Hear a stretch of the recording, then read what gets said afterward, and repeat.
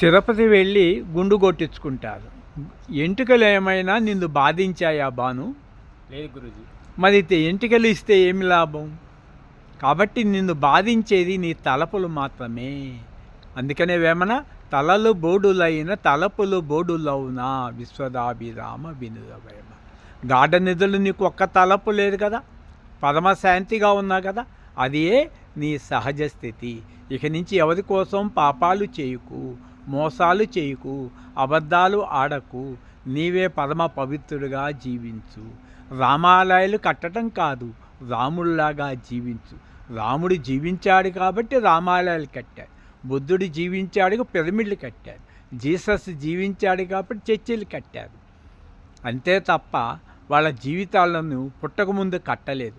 అలాగే నీవు జీవితం కూడా మార్చుకో. ఈ క్షణించి నీవు కూడా పాపం చేయక పునీతుడిపై జన్మని సాధకం చేసుకో. ఈ జగమంతా పునీతంగా నడుపు. నీ జీవితం ఆదర్శంగా చేసుకో. నీవు నా దత్త కుమారుడు అన్నావు కదా, నేను ఒప్పుకుంటున్నాను ఇలా జీవిస్తేనే.